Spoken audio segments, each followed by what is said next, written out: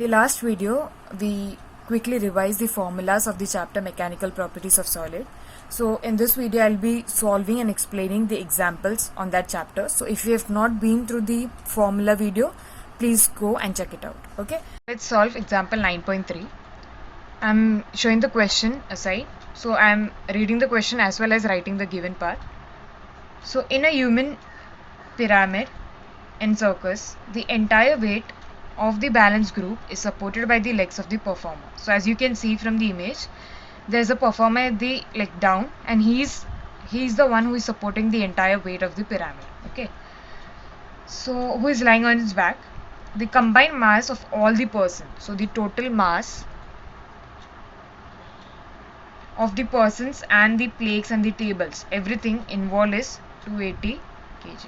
Okay, the mass of the performer, so the one who is lying on its back, the performer, his mass is also given. So mass of the performer is 60 kg. Okay, and now it's talking about the performer thigh bone and all. Okay, so each thigh bone of this performer has a length. So length of the thigh bone is 50 centimeter and the radius is 2.0 centimeter. Determine the amount by which each thigh bone gets compressed under the extra load.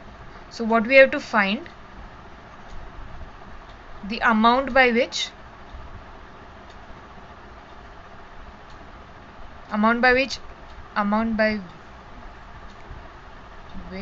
each thigh bone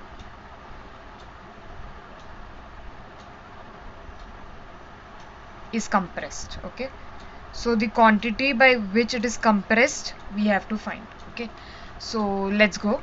So first we have to, so what does this question or the quantity you have to find mean? The amount by which each thigh bone is compressed, what does that mean is the strain. So how much it is getting compressed due to the force or due to the weight on the performer, that is what we have to calculate. So what is strain? It is delta L by L, right? So we have to calculate this quantity. Okay, so let's see how we move ahead in the solution. So for the solution, now first we have to note the load the performer is handling, right? So the total mass is given as 280 and the mass of the performer is 60. Okay, so the mass which is supported by the performer will be the total mass, that is 280 kg minus the mass of the performer. Okay, because he's handling the weight, except his weight, the above weight what is handling, that is the weight which the performer is going through. Okay, so it is 220 kg, right? So now mass doesn't make any sense in the, like what we want, the force, what we want is the force or the load, right? So the force of the load can be calculated by knowing the weight, right? So weight supported by the performer is 220 into 9.8 in terms of Newton. Okay, I'm not calculating it further, we'll see it in the further calculation. Okay, so that is the weight supported by both the thigh bones of the performer. Now we have to calculate the amount by which each thigh bone is compressed, right? So the weight supported by each thigh bone is what we want. So weight supported by each thigh bone. Okay, so what it will be? It will be this weight supported divided by 2, because there is like 2 legs, 2 thighs. So it will be the force by each weight supported by each thigh bone acting on the performer. This quantity. So the length and radius is given in centimeter. So we'll convert it into meter. So the conversion factor is 1 centimeter is 10 raised to minus 2 meter, right? So 50 centimeter will be 50 times 10 raised to minus 2 meter. That is a length in SI unit. The radius is also in centimeters, so it will be 2.0 into 10 raised to minus 2 meter. So the radius also we know. Okay, so let's write, because it is related to length, it will be obviously Young's modulus. So Young's modulus is force by area upon delta L by L, right? And we need to find the strain. So basically I'll write delta L by L, which is equal to force upon area into Young's modulus. Okay, that is, strain will give the amount by which each thigh bone is compressed. Okay, so force is given as 110 into 9.8.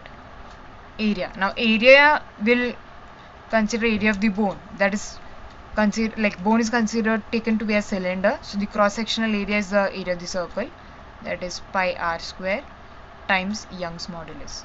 Now radius is given and the Young's modulus can be like seen from the table. So Young's modulus of the bone from the table is 9.4 into 10 raised to 9 Newton per meter square. Okay, so let's substitute it. So it is 110 into 9.8 upon pi is 3.14 into, what is radius? I've converted into units, so it is 2 into 10 raised to minus 2 meter. 2.0 into 10 raised to minus 2 meter. Okay, times the Young's modulus. Young's modulus is 9.4 into 10 raised to 9 Newton per meter square. Okay, so let's take the powers of 10 aside and the numbers aside. So it will be 110 into 9.8 upon 3.14, and 2 square is 4. Next is 9.4 into 10 raised to minus 2 square is 10 raised to minus 4 into 10 raised to 9. Okay, so after doing this calculation, I get the answer as 9.13 times 10 raised to minus 5.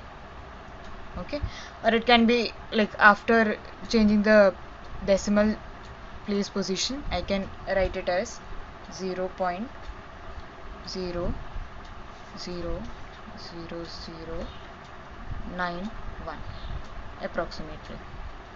Okay, so this is the percentage or the amount by which the thigh bone is getting compressed. In terms of percentage, I can multiply by 100 and write it as 0.0091 percentage. Okay, so it's very small amount. That is the answer. So let's solve example 9.4. What it says is a square lead slab of side 50 centimeter. So let's write the given quantities. So side of length is 50 centimeter and thickness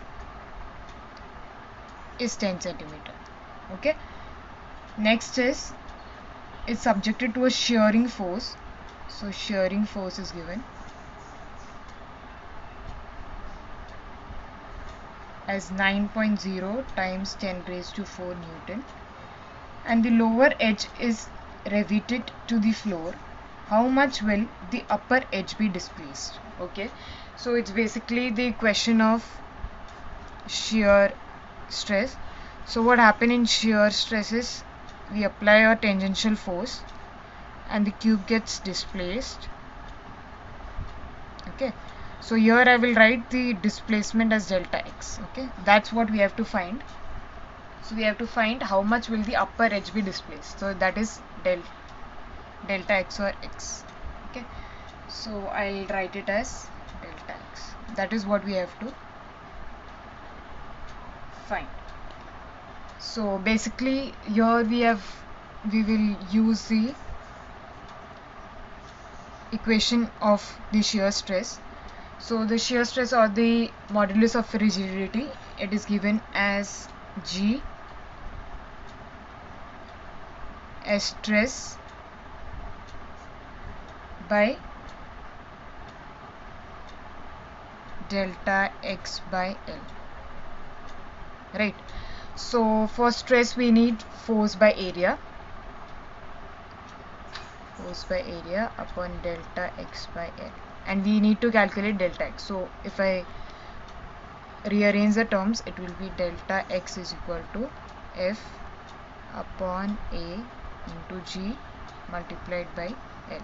Okay, we know the force, the shear force that is applied, we know the length, area we have to calculate, and the modulus of rigidity is also given. Okay, so let's check. So for the area, so it's area of the cube, so it is length into the thickness that is given, so it is 50 centimeter times 10 centimeter. So first I'll convert into SI units of meter. So as we know, 1 centimeter is 10 raised to minus 2 meter. 50 centimeter will be 50 times 10 raised to minus 2 meter. Okay, and thickness is 10 centimeter, so again it will be 10 into 10 raised to minus 2 meter. Okay, so let's substitute in the area formula. So it will be 50 into 10 raised to minus 2 times 10 into 10 raised to minus 2. So after calculating, it will be 0.05 meter square, which is the area. Okay, now let's try to substitute. So to calculate delta x, force is given as, shearing force is 9 into 10 raised to 10 to the power 4 Newton, into length is 50 centimeter, so I'll write it as 50 into 10 raised to minus 2 meter. Okay, the shear moduli of for the lead is given in the table as 5.6 into 10 to the power 9 Newton per meter square. So I'll substitute that, 5.6 into 10 to the power 9 Newton per meter square, and the area is 0.05 meter square. Okay, so it's just simple substitution of the quantities. So I'll take the powers of 10 aside, so it is 9 into 50 into 10 to the power 4, and 10 to the power minus 2 will give 10 to the power 2 upon 5.6 into 0.05 into 10 to the power 9. Okay, so it will be 9 into 50 upon 5.6 into 0.05 into 10 to the power minus 7. So after calculation, I'll get delta x as 1.6 into 10 to the power minus 4 meter. Okay, so that is the displacement, or how much the upper edge will be displaced. Okay, so if you want to write in terms of millimeters, I can write as 1 millimeter is 10 to the power minus 3 meter. So this can be written as 0.16 into 10 to the minus 3 meter, which is 0.16 millimeter. Okay, so that is the delta x, or the upper displacement. Okay, so let's solve the last example of the chapter. It's example 9.5. So it says that the average depth of the Indian Ocean is about 3000 meters. So I'll write the given. The depth or the height is 3000 meter. Calculate the fractional compression delta V by V. So we have to find is delta V by V. That is what we have to find, of the water at the bottom of the ocean, given that the bulk modulus of water is 2.2 into 10 raised to 9 Newton per meter square. Okay, and G can be taken as 10 meter per second square. So from the question, it's clear that it's a question on bulk modulus. So what's the bulk modulus formula says is, it's force by area divided by change in volume, that is delta V by V.